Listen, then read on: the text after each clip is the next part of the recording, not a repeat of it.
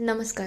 आजच्या एपिसोडला जर शॉर्टमध्ये एक्सप्लेन करायला जाऊ तर इकडे श्वेता शेवंताची सासू बनते आणि कसंबसं तेजाला तिथून निघण्यासाठी प्रयत्न करते.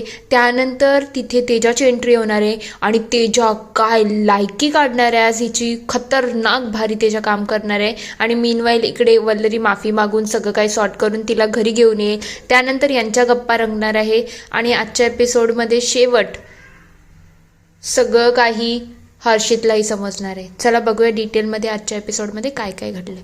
नमस्कार. आजच्या भागाची सुरुवात मनोजपासून होणार आहे. मनोज सगळ्यांना सल्ला देत असतो की आता आपल्या देशामध्ये जे काही प्रकरण चाललं आहे लहान मुलांच्या अपहरणाचं, त्याच्याकडे आपल्याला सतर्कपणे बघायला पाहिजे. सगळ्यांनी आपल्या आजूबाजूच्या मुलांची काळजी घ्यायला पाहिजे. सेल्फ डिफेन्स तर त्यांना शिकवायला पाहिजे, पण ते शाळेत क्लासला कुठेही जात असतील तेव्हा त्यांच्याकडे एक बारीक नजर असावी आणि अनोळखी व्यक्ती किंवा कोणताही माणूस दिसत असेल तर त्याची कसून चौकशी करावी आणि पोलिसांना लगेच कळवावं. आपणच सतर्क राहिलो तर आपल्या आजूबाजूची मुलं सुरक्षित राहू शकतात, म्हणून याच्याकडे आपल्यालाच खबरदारी घ्यायला पाहिजे. हे आपलं एक नैतिक कर्तव्य आहे. तर इकडे तेजा खूप घाबरलेली असते.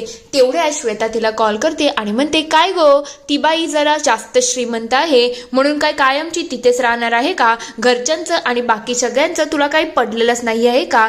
तेव्हा लगेच इकडे शेवंता पोण सगळ्यांना दाखवते आणि म्हणते, बघा बघा माझी सासू कशी कजाक आहे. आता जर मी तिथे गेली नाही ना तर काय करेल माहिती का? माझ्या नवऱ्याला सांगेल की मी गाव भटकत होती आणि तो मला दारू पिऊन मारहाण करेल, म्हणून ताई मी थांबू शकत नाही, मला जायला लागेल. चला चला ताई मी जाते. तेव्हा मंजुषा वल्लरीला म्हणायला लागते, काय ग या बाईची अवस्था आहे, म्हणजे बहीण अशी निघाली, नवराईला मारहाण करतो आणि सासू सुद्धा अशी, हिची किती परिस्थिती खराब आहे ना. तेव्हा वल्लरी म्हणते, हो मला सगळं समजते.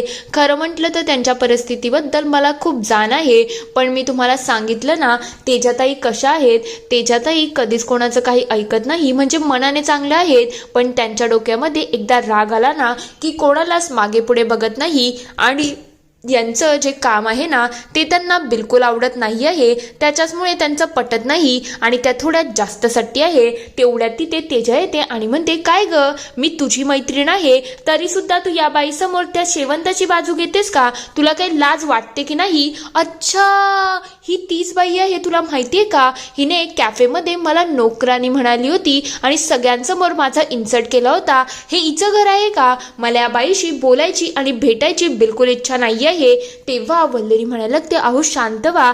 तेव्हा त्याच्या म्हणते, नाही डिस्कस्टिंग आहे सगळं, मला या बाईशी बोलायची ही इच्छा नाही आहे. म्हणजे ही मला नोकरशी कंपेअर करत होती. मी एका रिपोर्टेड IT कंपनीमध्ये आहे आणि मी एवढं चांगलं शिक्षण घेतलं आहे आणि हिने माझं कंपॅरिझन त्या शेवंताबरोबर केलं. याक. तेव्हा मंजुषा म्हणायला लागते, अगं ती तुझी सख्खी जुळी बहीण आहे ना, तू तिच्याबद्दल असं कसं काय बोलू शकते? तेव्हा तेजा म्हणते, ती माझी बहीण आहे, याच तर गोष्टीचा मला सगळ्यात जास्त प्रॉब्लेम आहे. ती माझी बहीण नसती तर जास्त चांगलं झालं असतं. हे सगळं जे चाललं आहे ना ते मला अजून काही सहन होत नाही आहे. तू आत्ताच्या आत्ता इथून चल. तेव्हा वल्लरी म्हणते, तेजाताई तुम्ही शांत व्हा. मंजुषाताई मी तुमची माफी मागते तेजाताईंच्या वतीने, पण तुम्ही त्यांच्याकडे लक्ष देऊ नका.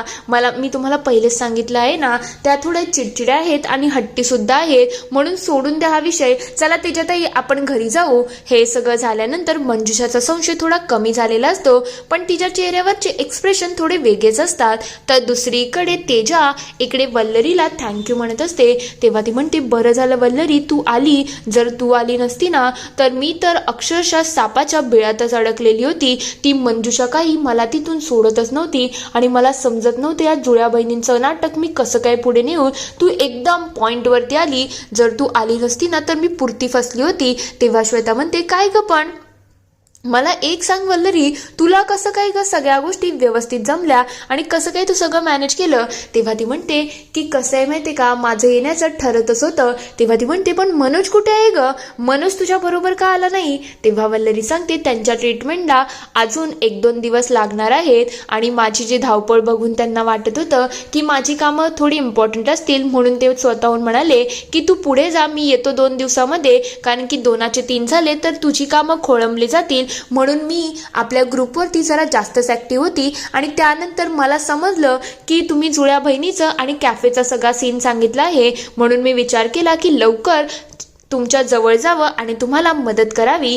तेव्हा तेजा म्हणायला लागते, पण तू टायमावरती कशी काय आली? तेव्हा ती म्हणते, मला माहिती होतं तुम्ही मंजुषाच्या इथे म्हणजे दररोजच वाघेच्या गुहेत जात आहात आणि ती बाई वाटते तेवढी साधी नाही आहे, म्हणून मी विचार केला पहिला तुमच्या इथे जावा आणि जे काही आहे ना ते तुमची मदत करावी. तेव्हा तेजा म्हणते, खरंच पण तू तर सेव्हियर आहेस, तू त्या वेळेला आली नसती ना तर माझी तर पुरती वाट लागली होती. तेव्हा ती म्हणते, ते सगळं तर ठीक आहे ग, पण आता तेजा तुझी अजून एक ठिकाणी जरा जास्तच वाट लागणार आहे, ते म्हणजे हर्षित. हर्षित खूप जास्त चिडला आहे, आता तू त्याला कसं म्हणवशील ते तुझं तू बघून घे. तेव्हा तेजा म्हणते, सॉरी यार, या सगळ्या गडबडीमध्ये मी हर्षितला विसरूनच गेली. आमचा बाहेर जाण्याचा प्लॅन होता पण आता तो काही पूर्ण झाला नाही. मी लवकर त्याच्या जवळ जाते. या सगळ्याचं या दोघींनाही थोडं टेन्शन आलेलं असतं की आता ही काय मार्ग काढेल. इकडे हर्षितने बॅग भरायला घेतलेली असते. तेव्हा तेजा म्हणते, काय झालं तू बॅग भरून कुठे चालला आहे?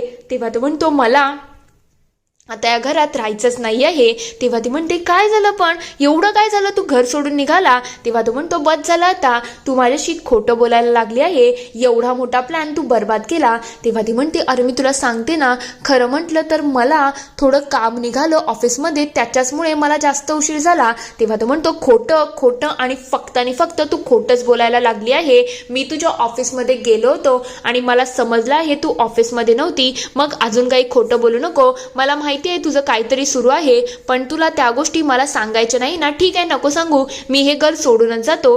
तेव्हा तेजा म्हणायला लागते, ठीक आहे, शांत हो, मी तुला सगळं सविस्तर सांगते. तुला आठवण आहे का आपण म्हणजे आम्ही सगळेजण त्या आपल्या इथं मीनाक्षी आली होती बघ, तिला कोणीतरी किडनॅप केलं होतं, त्यानंतर आम्ही तिला सोडवून आणलं. हे सगळं जेव्हा प्रकरण झालं ना तेव्हा मंजुषा या सगळ्याच्या मागे होती हे आम्हाला कळलं, म्हणून मंजुषाच्या घरी मला नोकर म्हणून जायला लागलं आणि या सगळ्याचा परिणाम म्हणजे आम्ही मधी मुलींना सोडवण्यासाठी वाशीच्या गोडाऊनला सुद्धा गेलो होतो. तेव्हा त्या गुंडांबरोबर आम्ही 2 हात केले आणि या सगळ्या प्रकरणामध्ये खरं म्हटलं तर प्रेरणा स्वयंपाकीन बाई म्हणून जाणार होती, पण तिची अवस्था तर तू बघतोयस ना, म्हणून तिला न पाठवता त्या जागेवरती मला जावं लागलं. आणि या सगळ्या सिच्युएशनमध्ये घर, ऑफिस आणि तुला मॅनेज करणं माझ्याकडून होत नव्हतं, त्याचमुळे एवढा सगळा गोंधळ होत होता. खरंच मनापासून सॉरी, माझ्याकडून चूक झाली आहे. तेव्हा तू म्हणतो, मला सगळं समजते, पण तू एवढा मोठा मिशन नको घेऊ, मी सगळं समजू शकतो, तू हे सगळं सोडून टाक ग, मला तुझ्या जीवाची खूप काळजी वाटते, जे झालं ते झालं. तेव्हा ती म्हणते, तू काय बोलतो हर्षित, तुला तरी कळतंय का? मी सुद्धा एक अनाथ मुलगी आहे. त्या मुलींची अवस्था जर तू बघितली असती ना तर तुला समजलं असतं की हे सगळं काय प्रकरण आहे. आणि ती बाई इतकी नीच आहे ना, तिने कितीतरी मुलींचा असाच व्यवहार केला असेल आणि अजून कितीतरी मुलींचा व्यवहार करेल. जर आपण तिला थांबवलं नाही ना तर तिने तर मुलींचा सौद्यांचा खेळच मांडला आहे. तेव्हा तो म्हणतो, मी समजू शकतो तेजा, मीही तुझ्या बरोबर आहे, नको काळजी करू. मला वाटलं नव्हतं तू एवढ्या स्ट्रॉंगली हे सगळं हँडल करशील. मला तर माझी तेजा खूप साधी आणि सरळ वाटली होती, पण खरंच तेजा, हॅट्स ऑफ यू, तू खरंच खूप छान काम केलं आहे. तेव्हा हर्षित तिला मिठी मारतो. तेव्हा जाऊन त्यांचं भांडण चालू होतं. इकडे मिठू खूप चिडलेली असते. तेव्हा ती म्हणते, काय ठरलं होतं आपण कोणाला काहीच सांगायचं नाही, मग तू हर्षितला कसं काय सगळं सांगितलं? तेव्हा ती म्हणते, एकदा ऐकून तर घे ना. तेव्हा ती म्हणते, काय ऐकून घेऊ मी, तूच सांग ना मला, ह्या सगळ्या गोष्टी सिक्रेट ठेवायच्या आहेत ना, मिशन आहे. तेव्हा वल्लरी म्हणते, मिठूताई जरा शांत व्हा, काय परिस्थिती आहे ते तर आपल्याला समजू दे. तेव्हा तेजा सांगायला लागते, मला सांगायचं नव्हतंच ग, पण हर्षित घर सोडून निघाला होता. तेवढ्यात तिथे हर्षित येतो आणि म्हणायला लागतो, मी तुम्हाला प्रॉमिस करतोय, मी तुमच्या मिशनबद्दल कोणालाच काहीच सांगणार नाही. मी कैलास, मनोज, अजितलाही या मिशनबद्दल काहीच कळू देणार नाही. मला माहिती आहे हे मिशन सिक्रेट आहे, पण मी सुद्धा तुम्हाला या मिशनमध्ये नक्कीच मदत करू शकतो. तेव्हा मिठू म्हणते, अरे आम्ही या सगळ्याची सेल्फ डिफेन्सची ट्रेनिंग घेतली आहे, मग तू नको काळजी करू, आम्हाला तुझी गरज लागणार नाही. तेव्हा तो म्हणतो, मला माहिती आहे तुम्ही या मिशनसाठी रेडी आहात, पण तरी सुद्धा मला माझ्या बायकोची काळजी आहे आणि माझ्या बायकोच्या पाठीशी मी खंबीरपणे उभा राहील, म्हणून तुम्हाला कधीही कशामध्ये सुद्धा माझी मदत लागली ना तर तुम्ही मला हक्काने बोलू शकता. या मिशनमध्ये मी खरंच तुमची साथ द्यायला तयार आहे. तेव्हा वल्लरी म्हणते, हो मिठूताई, आपल्याला याच्यामध्ये खरंच यांची मदत लागू शकते. कधी कधी युक्तीमध्ये शक्तीचीही गरज लागते आणि शक्तीची गरज लागली तर आपल्याकडे हर्षित दादा असतील आणि त्यांना सगळं माहिती सुद्धा आहे. मग आपल्यासाठी त्यांना एक्सप्लेन करणं खूप सोपं होऊन जाईल. तेव्हा हर्षित म्हणतो, नक्कीच वल्लरीताई, मी तुमची मदत करेल. तेव्हा तेजाही खूप खुश होते की फायनली सगळेजण आता या मिशनमध्ये येणार आहेत. दुसरीकडे वल्लरी इकडे मिठूला म्हणत असते, बरं झालं मिठूताई, तुम्ही त्या मुलींना गावाला पाठवण्याचा निर्णय घेतला. यामुळे त्या मुली आता सेफ तरी आहेत ना. तेव्हा ती म्हणते, माझ्याकडे त्यावेळेला कोणता पर्यायच नव्हता. इथे त्या मुलींना ठेवू शकत नव्हती कारण की मंजुषाचा काही भरोसा देता येत नाही. म्हणून त्यावेळेला हेच सुचलं की मुलींना गावाला पाठवावं. त्या दोघांचं बोलणं सुरूच असतं. तेवढ्यात मिठूचं लक्ष जातं की इकडून मंजुषा त्यांच्या इकडे येत आहे. तेव्हा ती म्हणते, ही हलकटबाई आपल्या इथे काय करते. तेव्हा वल्लरी म्हणते, तिकडे तेजाताईंना थांबवायला पाहिजे. त्या दोघी लगेच तिकडे जातात. तेव्हा मंजुषा वर बघते पण तिला कोणी दिसत नसतं. इकडे तेजाने तयारी केलेली असते. तेव्हा ते म्हणतात, मंजुषा आली आहे, चला आतमध्ये चला. तेव्हा मिठू म्हणायला लागते, एक काम कर, तू तिला बघ, मी जरा बाहेर बघते. ती लगेच दार उघडायला बाहेर जाते. तेव्हा मिठूला तिथे बघून मंजुषा म्हणायला लागते, कुठं होतीस ग मिठू, तू 2-4 दिवस आश्रमात आलीस नाही. मला तुझी खूप काळजी वाटत होती. काय झालं, सगळं व्यवस्थित तर आहे ना, तू आजारी तर नाही ना. तेव्हा ती म्हणते, नाही, आमची एक मैत्रीण आहे ना, ती प्रेग्नेंट आहे आणि तिचीच तब्येत थोडीशी खराब होती, त्याच्याचमुळे आम्ही तिची काळजी घेत होतो. तेव्हा वल्लरी म्हणते, काय ताई, तुम्ही अचानक इकडे, काही काम आहे का. तेव्हा ती म्हणते, बरोबर तू मुद्द्याला साथ घातला आहे. माझं तुझ्याकडे 2-3 काम आहेत. पहिलं काम म्हणजे मला मिठूची थोडी काळजी वाटत होती म्हणून तिची विचारपूस करण्यासाठी मी इथे आले आहे.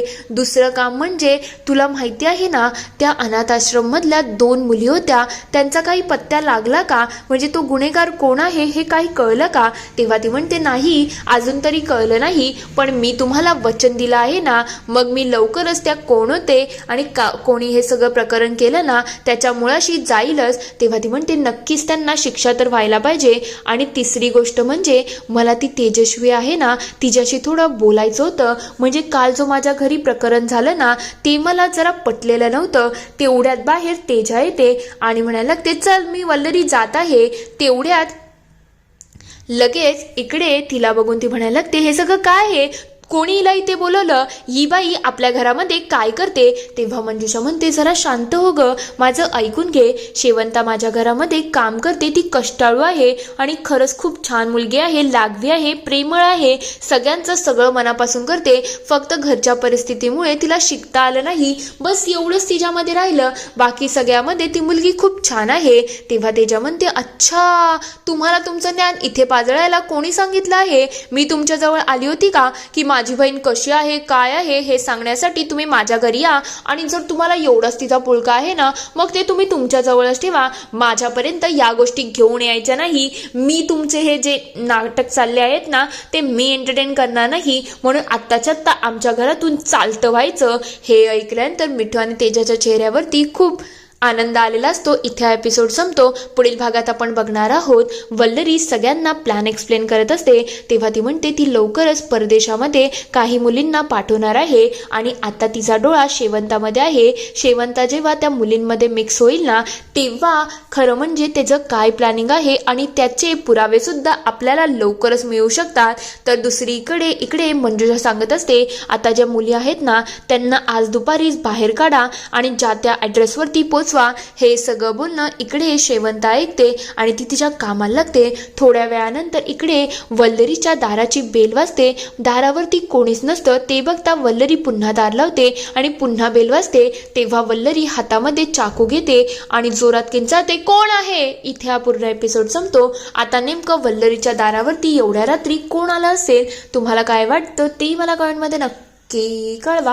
व्हिडिओ आवडला असेल तर लाईक, शेअर, सबस्क्राईब करायला विसरू नका. Thank you for watching.